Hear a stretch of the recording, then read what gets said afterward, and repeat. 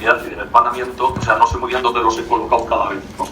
Y luego hay cosas que digo, bueno, esto lo he explicado hoy aquí, lo expliqué en el anterior cuatrimestre de historia de la Iglesia medieval. Entonces, tengan paciencia, soy como el abuelo Cebolleta, o sea, tengan caridad, levantan la mano y dicen, oiga, que esto ya lo dijo, y yo paso por. Bien, pues creo que dije el otro día, hablando un poco del conocimiento histórico, que la ciencia de la historia como ciencia, surge precisamente con la pretensión de no dar por verdadero o no dar por verdaderas todas las informaciones del pasado. Es que hay libros que dicen que en el pasado existían los centauros. ¿Será verdad? O que por Europa había unicornios. ¿Será verdad? Es que hay libros que lo dicen y son muy antiguos. Pues lo propio del conocimiento histórico es decir, por muy antiguo que sea de información, es más falsa que Judas. Esa es la dimensión crítica del estudio de la historia. La pretensión de la historia como ciencia es distinguir de las informaciones que nos provienen del pasado cuáles merecen credibilidad y cuáles no. Y de hecho, el método histórico, el método del que se sirven los historiadores, es un método que está caracterizado fundamentalmente por eso, por ser un método crítico que necesita encontrar herramientas que le permitan distinguir la verdad de la mentira. Nivel crítico. Y por último está el tercer nivel del conocimiento histórico, es el nivel que se puede llamar nivel sapiencial.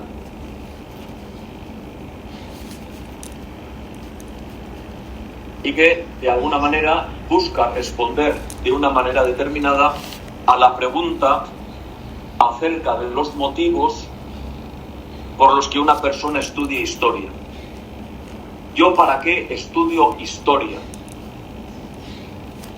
Entonces, si uno es así un poquito pedante y sabe algo de cultura clásica, pues recuerda esa famosa frase que dice que la historia es magistra vitae. La historia es una gran maestra para vivir. Y que quiere decir que por lo menos los clásicos, cuando estudiaban historia, no la estudiaban por una cuestión meramente de erudición, sino porque eran conscientes que ese conocimiento del pasado les permitía a ellos vivir mejor en su presente. Y por lo tanto no les interesaba únicamente conocer grandes datos, sino conociendo esos datos entenderse a ellos mismos y entender la sociedad en la que vivían. Esa es la dimensión sapiencial, la finalidad última por la que una persona estudia historia. O, se podría decir también, la finalidad última por la que un historiador se dedica a trabajar en la historia. ¿Qué es lo que al historiador le interesa? Y que eso marca muchas veces el interés, el resultado. Ayer que me tocó ir a dar una charla sobre el interés en la historia a un grupo de profesores, pues se me puso en la marcha un ejemplo para distinguir el campo de intereses. Pues que uno puede decir, yo voy a estudiar la vida monástica en la Europa alto medieval. Fantástico. Dice, ¿para qué? Porque me interesa muchísimo saber su influencia en la mejora de la producción agrícola de Europa en esos siglos. pues no me pille mi pan en ese libro, claro. O sea, no me puede interesar menos. No, yo es que voy a estudiar la cuestión monástica altomedieval para entender cómo se transmite la cultura clásica a lo largo de ese periodo, y en contacto con los lectores cristianos, que esos son los monjes, dan lugar a una nueva cultura y un nuevo modo de hacer teología. Bueno, quizás sí que me encuentra leyendo ese libro. No, yo es que lo voy a estudiar porque me interesa ver cómo en esos siglos en los que tenemos una imagen transmitida súper negativa, hubo auténticos gigantes del espíritu que a través de la liturgia y de la oración se encontraron con Dios y fueron capaces de expresar de una manera bellísima el itinerario de los hombres hacia Dios. Dios me va a encontrar seguro leyendo. Pues yo, ¿para qué estudio historia de la Iglesia? Esa es la dimensión sapiencial. ¿O para qué la escribo? ¿O para qué me dedico a ella profesionalmente? Entonces, fíjense que en el caso de la historia de la Iglesia, realizada en una facultad de teología por un sacerdote y escuchada por personas que vienen aquí, entiendo, el 100%, por un interés que tiene mucho que ver con su propia fe, la reflexión sapiencial o el acercamiento sapiencial a la historia de la Iglesia tiene que ver con cuestiones que afectan al presente de una manera radical. Por ejemplo, cité un libro de Congar el otro día y ahora cito el otro. ¿No es acaso esencial para la vida de la Iglesia de todos los tiempos, y por lo tanto para nuestro tiempo, el que a nosotros nos toca vivir, ser capaces de distinguir lo que es tradición con mayúscula y por lo tanto contenido propio de la revelación que se va perfilando a lo largo de los siglos y es una fuente de luz que debemos acoger con agradecimiento y que nos permite enfocar todas las épocas de la historia con la seguridad que nos da estar junto a Cristo? O sea, no es esencial distinguir eso de lo que son tradiciones con minúsculas y que por lo tanto son respuestas parciales de los cristianos de otras épocas a los desafíos que tenían entonces, que no son necesariamente los nuestros, y que lo que para ellos era ayuda y estímulo, para nosotros puede ser un lastre del que tenemos que desembrazarnos. O sea, ¿no es esencial eso? Pues si no es esencial eso, decidme que lo es, para vivir en la Iglesia en el presente. Eso es la dimensión sapiencial. Para eso se estudia la historia de la Iglesia. No, quien la estudia desde una posición de servicio a la Iglesia, de querer ser un cristiano consciente, esto es lo que le interesa. Y para eso tiene que ser crítico y para eso tiene que encontrar el enfoque adecuado. Seguro que es interesantísimo y tenemos que estarle agradecidísimos a los monjes por cómo aumentaron su producción agrícola en el siglo XI, pero quizá para mí es secundario. O sea, no le voy a dedicar ni un segundo. Digo, porque a mí no me afecta de esa manera. Entonces, segunda, entonces, narrativo, crítico y sapiencial. Esto como un modo de entender los distintos niveles. Decía el primer día que en esta materia, o sea, en el modo de exponer esta materia, creo que decía, va a ser predominantemente narrativa respecto a lo crítico. Porque como porta de la base que ustedes no tienen ni idea de historia de la Iglesia antigua, pues entonces ¿para qué voy a empezar yo a ponerles en cuestión? Les voy a dar una narración que es fruto de una visión crítica de todo lo que se ha escrito hasta ahora, que espero que ustedes entiendan de ella. Y en alguna ocasión pues haremos alguna pequeña cuestión crítica. Bien, segunda cuestión que quería explicarles hoy. Fuentes e historiografía. Estamos aquí con distintas categorías que es necesario manejar para el conocimiento histórico. Entonces, ¿qué es lo que se entiende en historia por fuente? Bueno, cualquier tipo de información proveniente del pasado. Los periodistas nunca quieren revelar sus fuentes y entonces esa expresión nos ayuda. ¿Qué son las fuentes? Bueno, aquello que produce información, aquello que me da información. En historia, ¿qué son las fuentes? todo aquello que transmite algo del pasado. La división más clásica está entre fuentes escritas y otro tipo de fuentes. ¿Cuál es una fuente no escrita? Pues la arquitectura.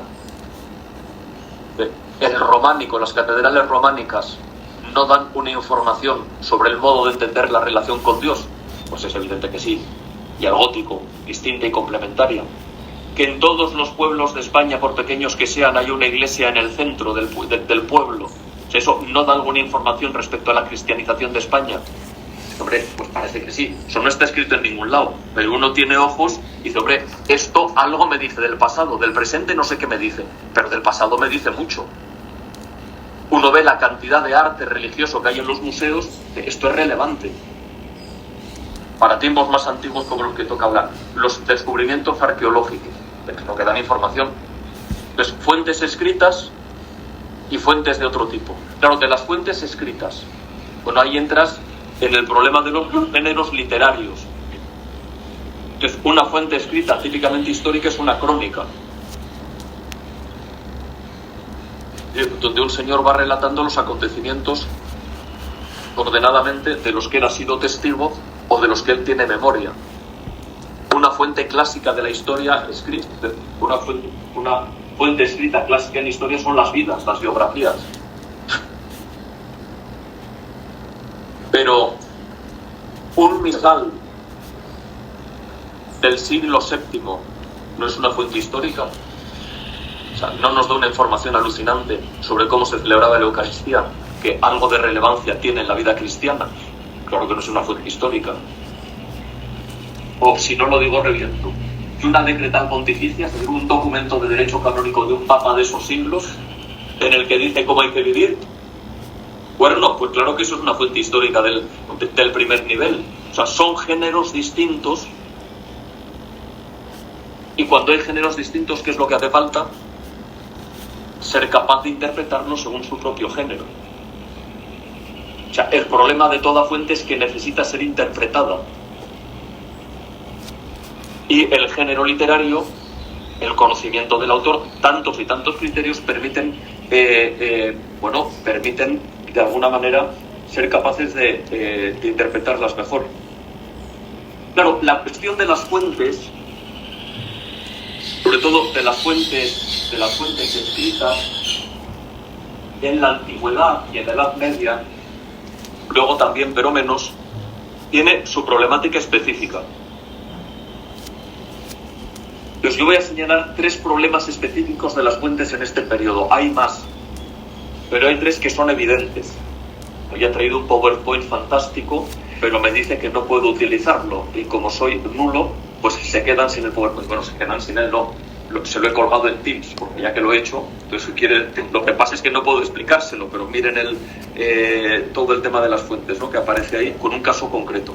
Entonces, primera problemática típica de la Edad Antigua y de la Edad Media: las relecturas.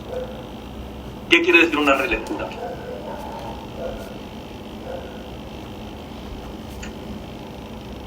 Finales del siglo I, principios del siglo II. La datación exacta, que es la del profesor de patrología. Se escribe la Didache. Ustedes no han estudiado todavía patrología. Es el año que viene. Vale, la Didache. Escrito contemporáneo a la redacción del Nuevo Testamento. Entonces, pues, voy a coger el esquema de la Didache y voy a explicar todo lo demás a la vez a través de este ejemplo y luego lo sistematizo. Entonces, primer problema con el que se encuentra el historiador: que el texto más antiguo que yo conservo de la Didache, materialmente, es del siglo VI. O sea, yo me encuentro un documento del siglo VI que aquí empieza el trabajo del historiador. Por una serie de técnicas críticas llego a la conclusión de que este documento es una copia de uno que necesariamente es del siglo II. Bueno, algo de eso han estudiado con el profesor Carvajosa, que esto es que le vuelve loco, ¿no?, con los manuscritos del Nuevo Testamento, ¿no? se han perdido un apasionado de este negocio, pero bueno, pero algo les diría, ¿no? De los papiros y todas estas cosas endemoniadas, ¿no? Sí, ya les veo agotados. Bien, pues fenomenal. Entonces, llegamos aquí, pero no solo eso, es que además me doy cuenta que este texto del siglo VI, que yo lo tengo, ahora no me acuerdo, porque el ejemplo que voy a preparar en el PowerPoint es con otro, pero está en armenio, vamos a imaginar, esto no lo copien porque no está en armenio, pero de repente me doy cuenta de que el original es siriaco, lo cual quiere decir que la copia que yo tengo del siglo VI está escrita en Armenia porque en algún momento llegó a Armenia, pero resulta que su origen está en Siria.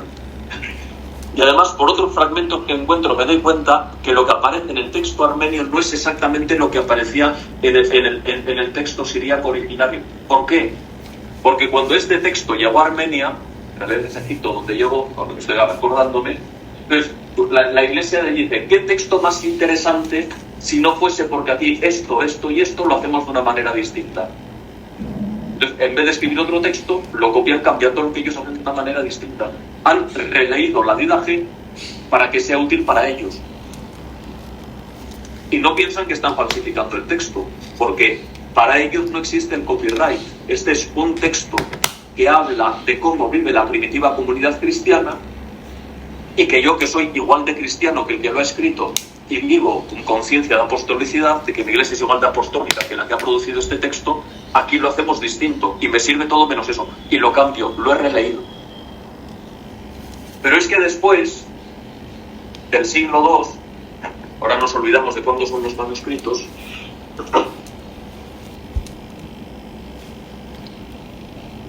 a mediados del siglo IV, cuando la iglesia ya es libre, hay un entusiasta que dice, esto es súper interesante, pero también es súper interesante otra de la época que se llama la didascalía, y también es interesantísima la tradición de San Hipólito.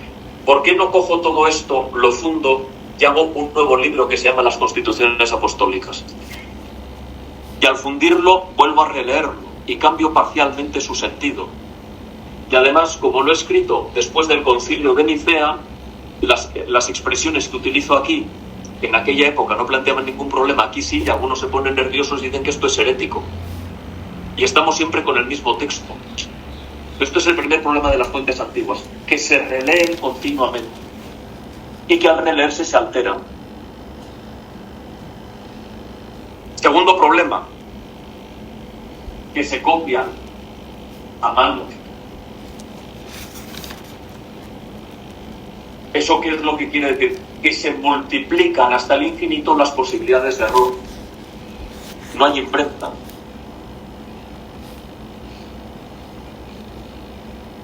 Siguiente problema, que entre el siglo IV y el siglo XXI, pues es muy raro encontrar un lugar del mundo en el que no haya habido una guerra, un incendio, un terremoto, una peste. Bueno, ¿eso qué quiere decir? Que muchos se han perdido. Y por lo tanto te quedan a veces fragmentos o te quedan textos tardíos respecto al original.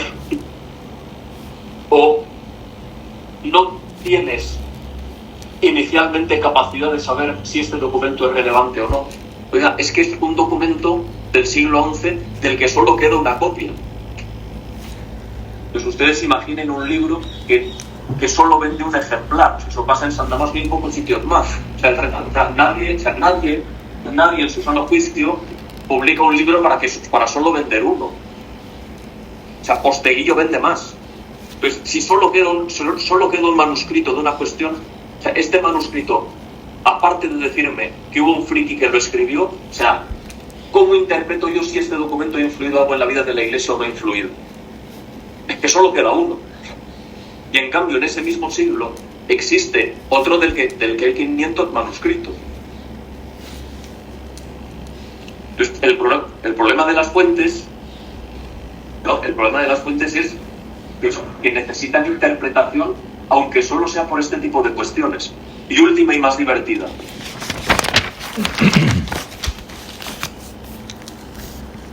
Oiga, eso de las fake news es una novedad del siglo XXI. O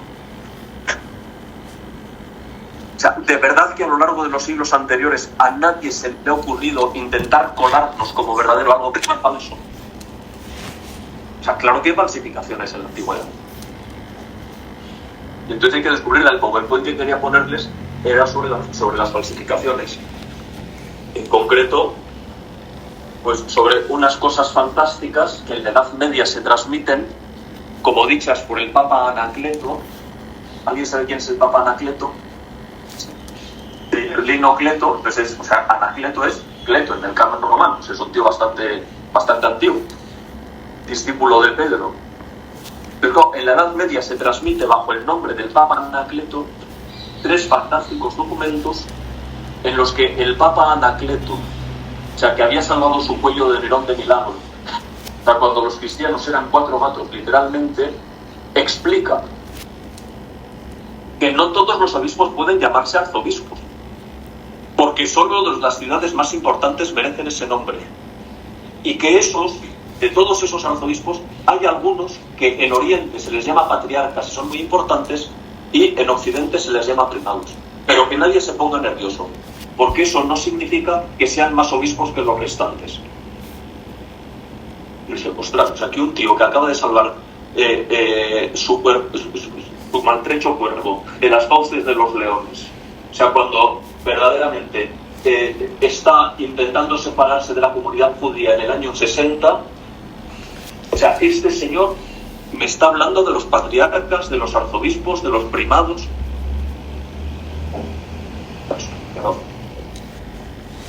La falsificación del patín. Pero ¿quién se da cuenta de ello? Porque se tardó su tiempo. Tardaron varios siglos. Entonces, claro, las fuentes de la antigüedad son apasionantes. Entonces, por eso la historia es crítica. Porque si no, uno dice, bueno, yo no creo, ¿cómo voy a creer yo que hay unicornio? Pero creo que el Papa Anacleto hablaba de los primados. Digo, pues están casi al mismo nivel, vamos. Es el mismo nivel. Entonces, problema de las fuentes. Siguiente noción, historiografía. Entonces, ¿qué es la cuestión de la historiografía? Entonces, la historiografía es estudiar la historia desde el punto de vista de los historiadores.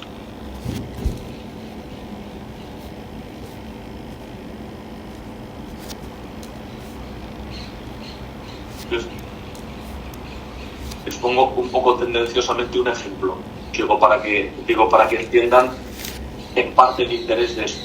Digo, pero cuando ustedes estudian historia de la filosofía, ¿qué estudian? Historia de los filósofos. Y les ponen la cabeza un poco con las teorías cada vez más raras de unos y de otros, ¿no? O sea que, en definitiva, ¿qué es la historia de la filosofía? Coger filósofos. Señores que han pasado a la historia porque se han calentado la cabeza, y entonces los estudiamos. Y entonces los historiadores no tienen nada que decir. Entonces, ¿qué es la historiografía? Explicaba el otro día, o sea, lo de la P grande más la P pequeña. La historiografía, ¿qué es lo que me permite? Tener un acceso a la historia más consciente. Porque, en definitiva, conociendo al historiador, bueno, de alguna manera, puedo ejercer una cierta crítica respecto a sus postulados.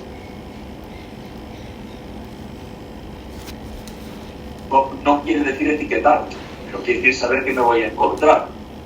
Pues no sé qué tal andan ustedes de conocimiento de historia de España contemporánea, pero si yo leo un libro, una biografía de Francisco Franco, escrita por Luis Suárez, que es el único que ha tenido acceso a todos sus archivos personales. ¿Por qué? Porque la familia entendía que era una persona que no iba a maltratar su figura, sino que le iba a valorar. O sea, puedo asumir que voy a encontrar, aparte de muchísima documentación, o sea, voy a encontrar una mirada benévola y simpática hacia Francisco Franco. Si leo la misma biografía escrita por Paul Preston, que es de todos los hispanistas, también con perdón el más rojo que te puedes encontrar, bueno, pues probablemente encuentras datos muy parecidos, mirados con una mirada no precisamente benévola. Saber quién es el historiador te permite situarte con una cierta madurez. Eso es la historiografía. Oiga, es que este señor del que me está hablando Álvarez de las Asturias, un tal Lebra, es el padre de la sociología religiosa. Ah, pues es interesante saberlo. Ya sé de quién me está hablando. No, es que de este del que me está hablando es, o lo que sea, es uno de los grandes renovadores de la patrología en tiempos del Concilio Vaticano II, cuando hable de Daniel. Saber quién es el que me está contando la historia me ayuda. La historiografía sirve para eso, para que el lector de historia o el estudiante de historia no vaya a escuchar o a leer el libro como si estuviese escuchando el oráculo de Delfos, o está escuchando un libro producido por un tío que si le conozco, pues me aclara mejor que si no lo conozco. Eso es la historiografía. Bien, categorías historiográficas. Otra noción importante, ¿qué son las categorías historiográficas? Pues categorías historiográficas son fundamentalmente conceptos de los que se sirven los historiadores para facilitar una primera comprensión global de determinados periodos o acontecimientos. Las categorías historiográficas son, en el fondo, una guía de lectura. El historiador, que es consciente de su obligación de transmitir su saber, para facilitar que se comprenda su discurso, que a él le ha costado mucho, caracteriza de una manera determinada una época, para que bajo ese rótulo uno sea capaz de leer y de interpretar adecuadamente los acontecimientos que se cuentan.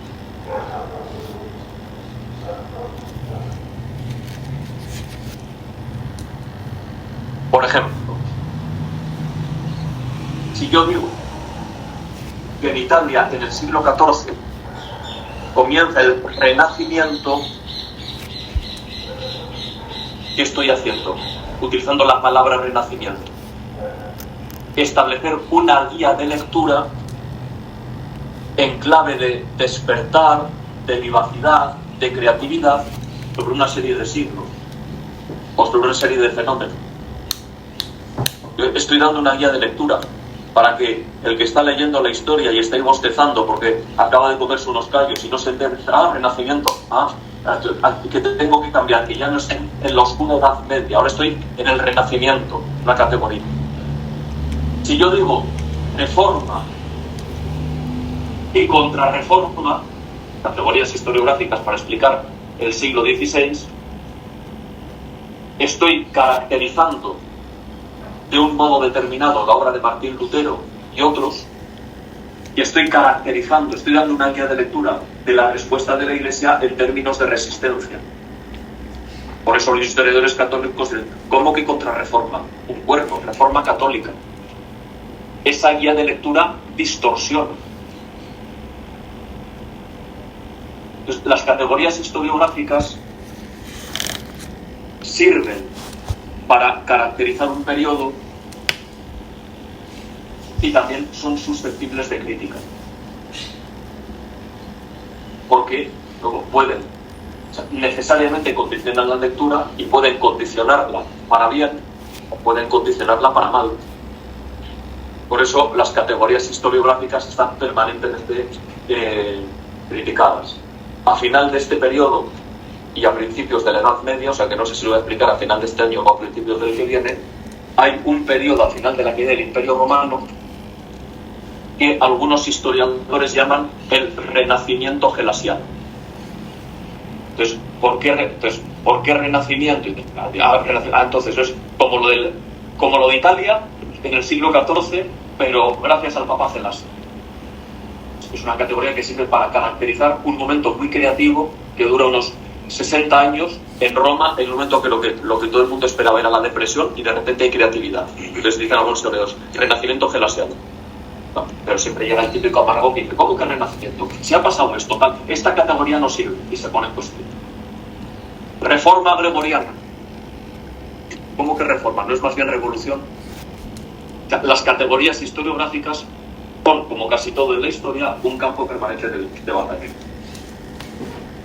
Hombre, desde el punto de vista de la historia de la Iglesia, hay una categoría que sirve para explicar la realidad o como guía de lectura, que es muy importante porque tiene también, tiene valor teológico, que es la noción de reforma. La noción de reforma en una realidad como la Iglesia tiene sustancia teológica y por eso hay que entenderla bien. Y cuando, fíjense que es una categoría peculiar, porque por un lado habrán escuchado ustedes alguna vez el adagio de Ecclesia sempre reformanda, ¿o no?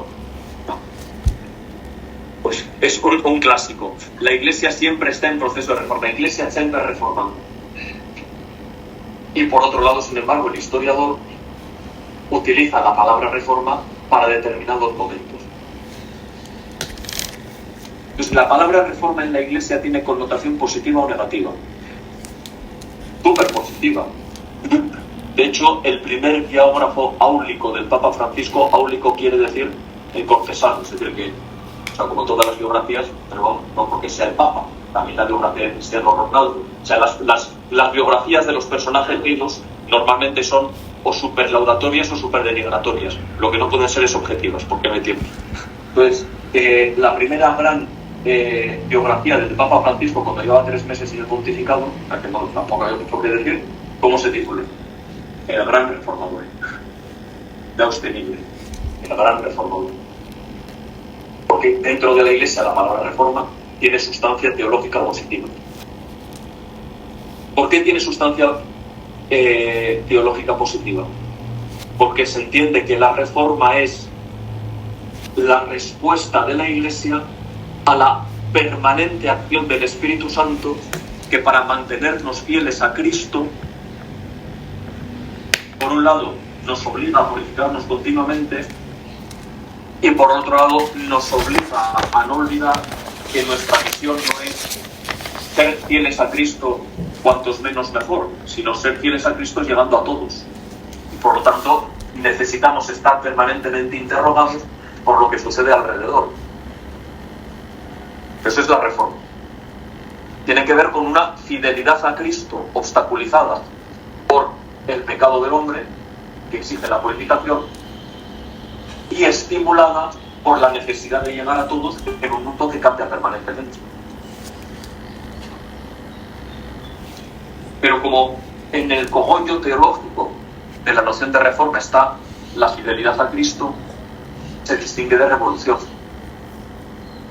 El concepto revolución, o en el vocabulario eclesiástico, hasta hace muy poquito, la palabra reforma siempre ha sido positiva, la palabra novedad siempre ha tenido una connotación absolutamente negativa en la Iglesia. Entonces, que hay que saludar la novedad de enfoque, pues en la Iglesia hay que decir, la novedad de enfoque, estamos fallados. ¿Por qué? Porque se entiende que la sustancia teológica no se trata de nuevo viejo, se trata de fidelidad a Cristo. La categoría de reforma es importantísima. En los apuntes tienen una larga nota a pie de página, bueno, no larga, recogiendo el corazón del discurso de Benedicto XVI, explicando lo que es la hermenéutica de la reforma para explicar los procesos de la vida de la Iglesia. Y por último, hay otra última categoría que es más amplia que las categorías historiográficas, que es la noción de modelo. Entonces, la noción de modelo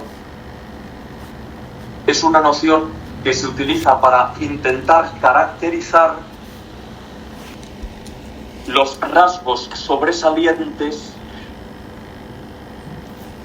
del modo de situarse en la Iglesia en un periodo de tiempo. Entonces, la Iglesia es siempre la misma, porque por la asistencia del Espíritu Santo permanece fiel a su fundador. Es siempre la misma. Pero hombre, no un historiador, digo, pero bueno, desde luego mis abuelos, los suyos no lo sé, porque claro, las diferencias generacionales empiezan a ser fatales. Pero, o sea, que mis abuelos, que vivieron durante mucho tiempo de su vida en la Iglesia de antes del Vaticano II y bastante tiempo de su vida en la Iglesia después del Vaticano II, no dudaban que estaban en la misma Iglesia, pero que las cosas habían cambiado mucho, sí. Tampoco lo dudaban. Entonces, se puede hablar de un modelo de Iglesia tridentina, queriendo utilizar la palabra modelo para decir, bueno, dentro, o sea, los mismos ingredientes han sido ordenados de una manera parcialmente diversa a como los mismos ingredientes se ordenaron en la Edad Media. O de modo parcialmente diverso a como los mismos ingredientes están ordenados ahora después del Vaticano II. Claro que sí. Es la noción de modelo que es lo que nos permite, ¿no?, captar las diferencias y percibir las líneas de evolución de parciales rupturas dentro de la misma Iglesia. Pues nosotros aquí vamos a hablar, hablando de modelos, de dos modelos de Iglesia. Un modelo de Iglesia caracterizada por su eventual persecución, es decir, por su no reconocimiento público, y un modelo de Iglesia, el primer modelo de Iglesia confesional, que es el modelo de la Iglesia del Imperio Romano Cristiano. ¿Es la misma Iglesia? Evidente. ¿Tiene los mismos ingredientes? Evidente. ¿Se articulan de manera distinta? Súper evidente. Lo que veremos la construcción y destrucción del modelo medieval a lo largo de 1000 años. Y en moderna verán el modelo tridentino, en contemporánea verán el caos, y el modelo de la Iglesia Vaticano II, pues es que el de segunda edición es lo que ustedes están pidiendo, entonces no van a quedar girando en la que se explica lo que uno vive cada día, y entonces lo ve y ya está, y da gracias a Dios. Fin de la clase para todos, menos para los del Seminario Conciliar de Madrid que se quedan aquí. El resto puede irse.